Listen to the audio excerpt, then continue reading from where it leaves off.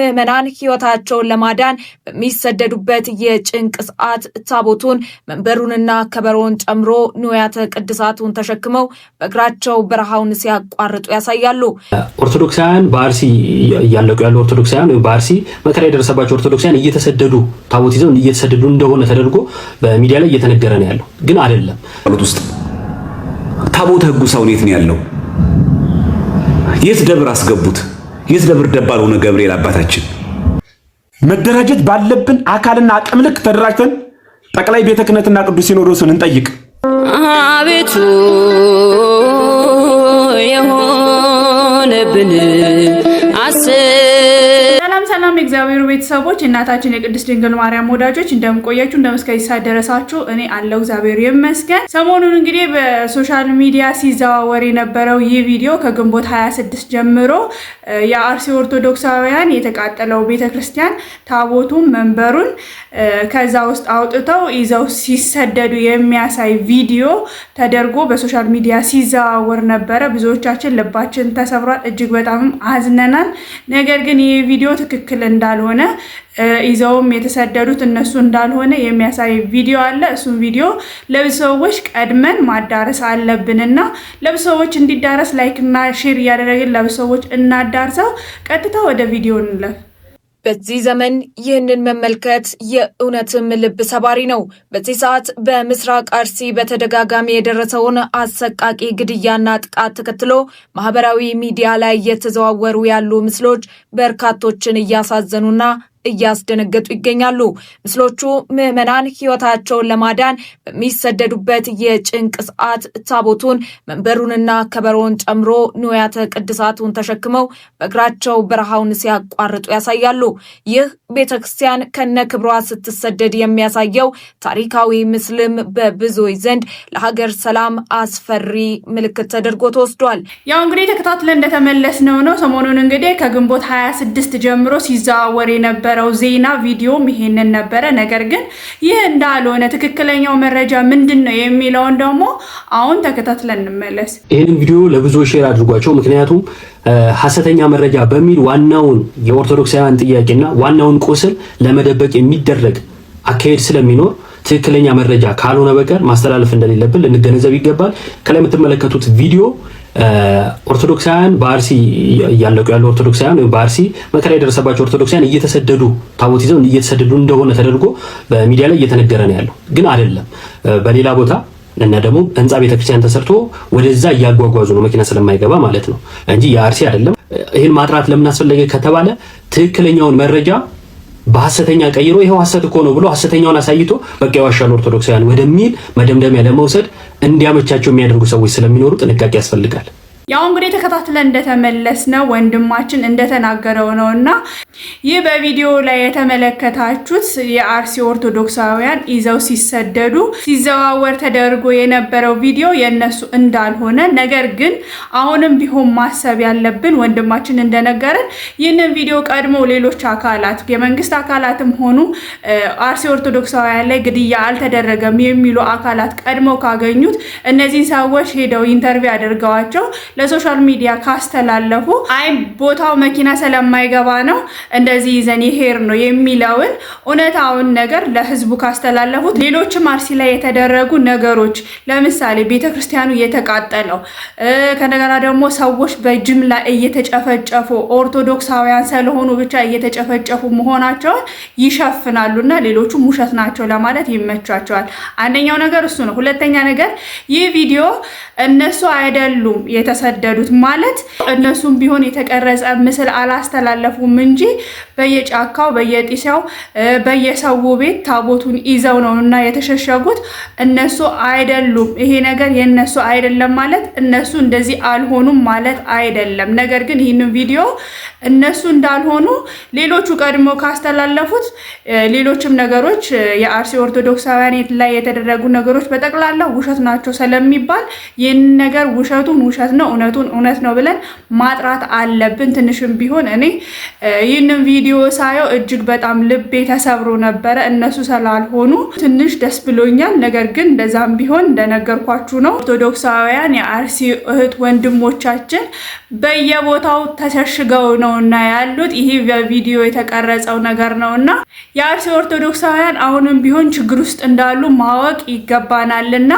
ነገር ግን የአርሲ ኦርቶዶክሳውያን ቤተክርስቲያናቸው ቅዱስ ገብርኤል በተቃጠለ ወቅት አሁን የት ነው ያለው የሚለውን ደግሞ ከወንድማችን ሰምተን እንመለስ። ውስጥ ታቦተ ሕጉ ሳይሆን የት ነው ያለው?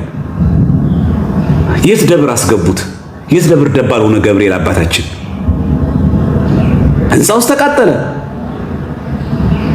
እውነት እንደውም የተቃጠለው የገብርኤል ቤተክርስቲያን ስለሆነ 100 ዓመት ያስቆጠረው የዘንድሮ እንደውም ሐምሌ ገብርኤል እዛ መንገስ የለበት? ከነዚህ ሰማዕታት ጋር አብረን እዛ ማሳለፍ የለበት? ገብርኤል ሲና አይወደውም?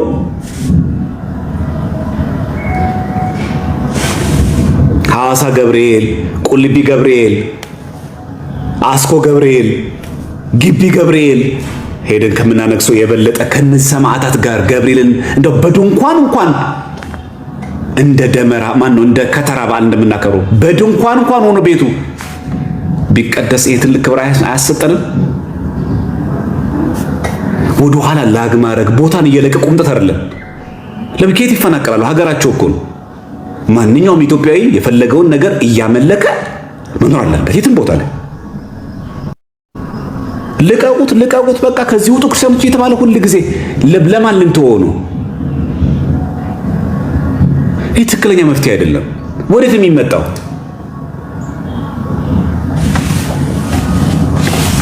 የምናስለቅቀው ሰይጣንን ነው፣ ሰውን አይደለም። ለቆ መውጣት ካለበት ክርስቲያኖች አይደለም። ይመራል ግን ዋጡት በቃ። አዎ መልቀቅ ካለበት ሀገሪቱን ለቀ ውጣ ከተባለ ሰይጣን ነው የሚለቀው እንጂ ክርስቲያኖች ከዚህ ቦታ ውጡ መባል የለባቸው። እኛ ገና ለአፍሪካ መስራት ሲገባን፣ ኦርቶዶክስ መስራት ሲገባን ጭራሽ ከሀገራችን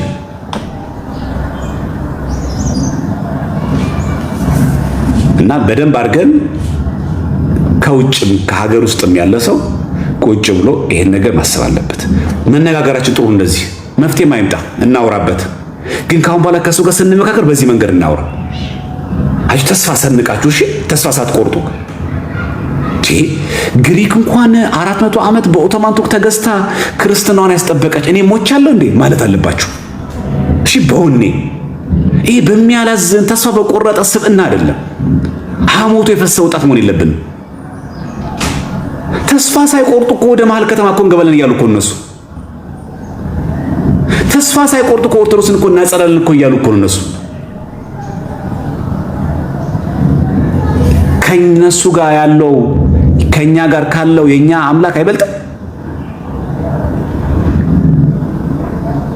ስለዚህ ከኛ ጋር ያለው ከነሱ ጋር ካለው ይበልጣል።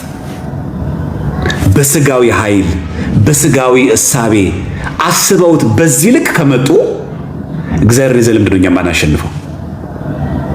እውነተኛ ሃይማኖት፣ እውነተኛ አስተምሮ፣ መግደል መሰረት ያልሆነብን ለሰው ልጅ ራይ ሁሉ ምናስብ ክርስቲያኖች ለምንድን ነው የምናፍረው? ስለዚህ ሰው ተስፋ ሳይቆርጥ በዓላማ እንኳን በዛ ልክ ከሄደ እኛ ደግሞ በዓላማ መስራት ደግሞ አለብን። ያው እንግዲህ ተከታትለን እንደተመለስነው ነው ወንድማችን እንደነገረን ነው የአርሲ ኦርቶዶክሳውያን ቅዱስ ገብርኤል ተቃጥሎ መንበሩ ታቦቱ የት ነው ያለው? አሁንስ ቢሆን እኛ የቅዱስ ገብርኤል ዓመታዊ በዓል ደርሷልና እነዚህ ሰዎች ክርስቲያናቸው ተቃጥሏልና ከነሱ ጋር ማሳለፍ የለብንም ወይ? ሐዋሳ ገብርኤል፣ ቁልቢ ገብርኤል፣ ግቢ ገብርኤል ብዙ ቦታ አለና እዛ ከምናሳልፍ ከነዚህ ሰዎች ጋር ብናሳልፍ ጽድቅ አይሆንም ወይ? እነዚህ ሰዎች ጋር ለቅሶስ መድረስ ሄደንስ ደግሞ ማጽናናት የለብንም ወይ ደግሞ የሚለውን አይተነው እንመለስ። መደራጀት ባለብን አካልና አቅም ልክ ተደራጅተን ጠቅላይ ቤተ ክህነትና ቅዱስ ሲኖዶስን እንጠይቅ። ሶስተኛ መፍትሄ የመንግስት አመራር ኦርቶዶክሳዊ የሆንህ በእውነት የመንግስት አመራር የሆንህ ከየትኛውም አይነት ዳር ያለህ አግዙንና ጠቅላይ ሚኒስትሩ ቢሮ ድረስ ተገብቶ ክርስቲያኖች መኖር የማይችሉባት ሀገር የሆነችበት ምስጢር ምን እንደሆነ እንጠይቅ። ይህን 3 ሰንሰለት እናስኪደው። የተለያየ ሐሳብ አያስፈልግም። ብዙ ነን። ግማሹ ወደ ቅዱስ ሲኖዶስ ያምራ፣ ወደ ጠቅላይ ቤተ ክህነቱ ያምራ፣ ግማሹ ልቅሶ ይድረስ፣ ግማሹ ደግሞ ከፊሎቻችን ስርዓተ መንግስቱን ለምን ብለን እንጠይቅ። ይህ ሁሉ ጎዳና የማይሳካ ከሆነ በቅርብ ቀን ይሄን ሞክረን ሁሉም ክርስቲያን በያለበት ሰልፍ ይውጣና አትግደሉ ነው። ኑ እንግደላችሁ ብለን ልንጠራቸው አይደለም እንወጣ። አትግደሉን ተውን ቢያንስ እንበል እስኪ ዘመድ ተውንን እንዴ ምን ገላችሁን ዝም ብላችሁ ዝም በሉ አይባልም እኮ። ተፈጥሮ ራሱ ዝም አያሰኝም። እየደበደቡ ዝም በሉ ይባላል አለ። በርግጥ አዎ ድሮ ሰው ሲገርፍ ህፃናት ሲገረፉ እየቀጠቀጡ እናት አባት ደግሞ ዝም በል ይላል፣ ዋጣት ይላል። እየቀጠቀጡ ማለት እየመጡ ደግሞ ቢያንስ ዱለውንም ይማቱ፣ ቢያንስ እንዲጮሁ እንኳን ይፍቀዱልን እንጂ እንድንጮህ ይፍቀዱልን። ይምቱን ግን እንድንጮህ ደግሞ አይከልክሉን። እንጮህ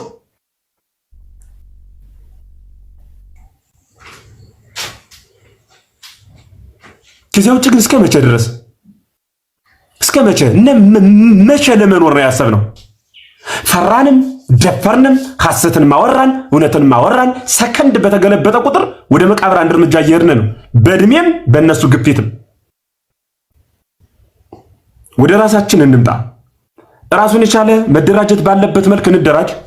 እንዴ አለ እኮ በሚዲያ ወጣው እኮ አልሰማችሁትም እንዴ? ቅድም ስታሰማን የነበረው ልጅ እኮ ሲኖዶሱን ተቆጣጥረናል፣ መግለጫ መስጠት አይችልም አለ። ባፉ ማር እውነት መሰለበት። ሲኖዶሱም አይናገርም። ማህበረ ቅዱሳን ተቆጣጥረናል አለ። ማህበረ ቅዱሳን አንድ ክርስቲያን ተጠመቀ ሲባል በየቀኑ ይዘግብልናል። አንድ ክርስቲያን ሞተ ሲባል የት እየሄደ ነው? ሲጠመቅ ነው የሚዘግብ። ሲሞት ሳያውቃቸው የሞተው። ሌላው ማህበር ምን እየሰራ ነው?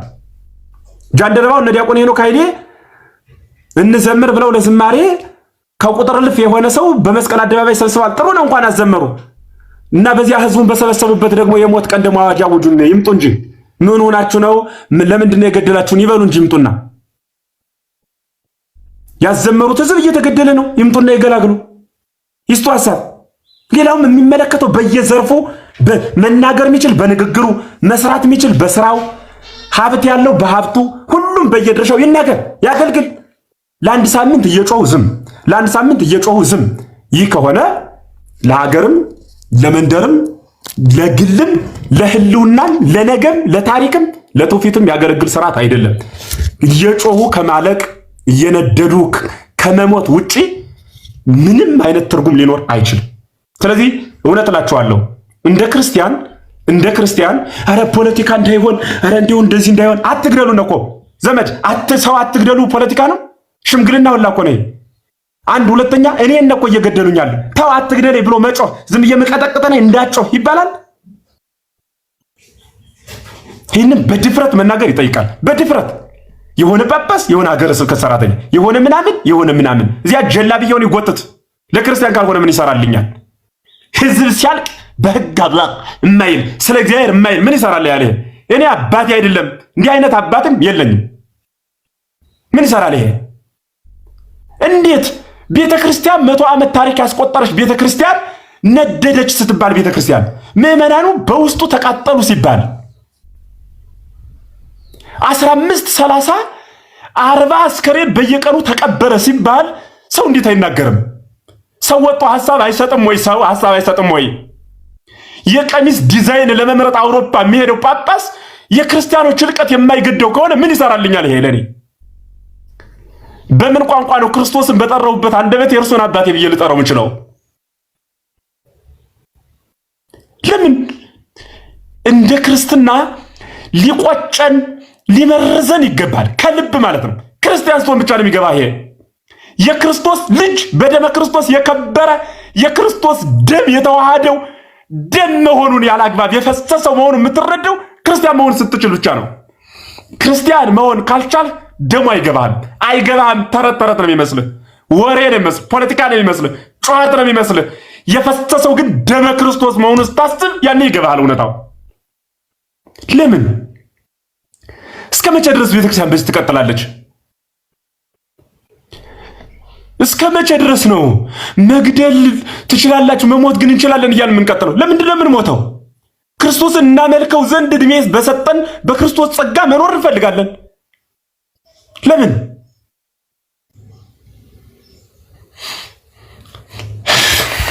አመሰግናለሁ። ያው እንግዲህ አባታችን እንደተናገሩት ነው። ቁጭ ብለን እንደራጅ፣ ምን እናድርግ፣ እንዴት እንሁን ለምትሉ በጠቅላላ ይህ ምላሽ ሊሆን ይችላል። ቅዱስ ገብርኤል የት ነው ያለው?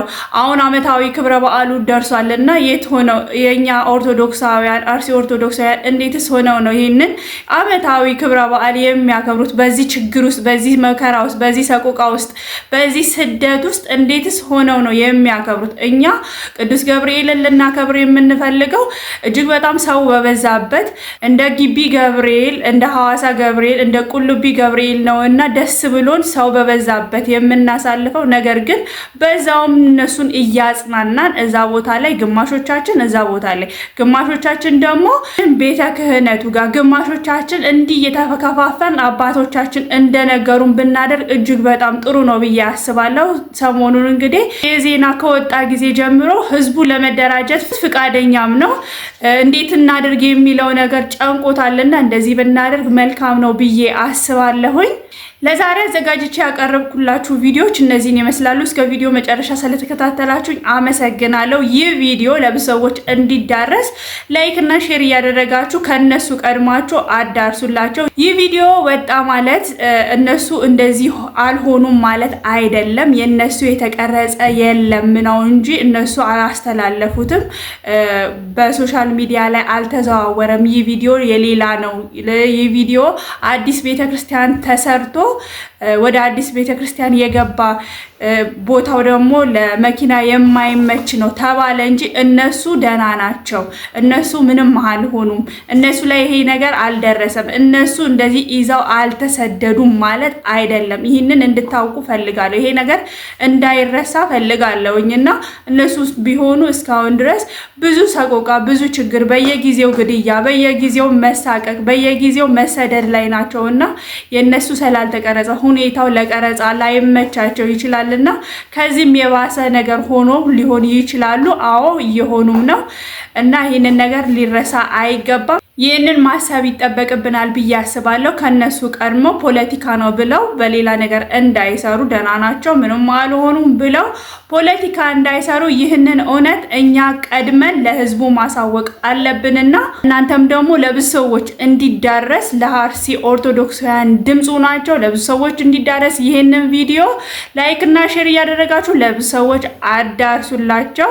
አሁንም ቢሆን ስለ አርሲ ዝም አንልም። ለብዙ ሰዎች አዳርሱላቸው። በሌሎች ቪዲዮዎች እስከምንገናኝ ሰላም፣ እግዚአብሔር ከሁላችን ጋር ይሁን። ሰላም ቆዩልኝ። አቤቱ የሆነብን አስብ እግዚአብሔር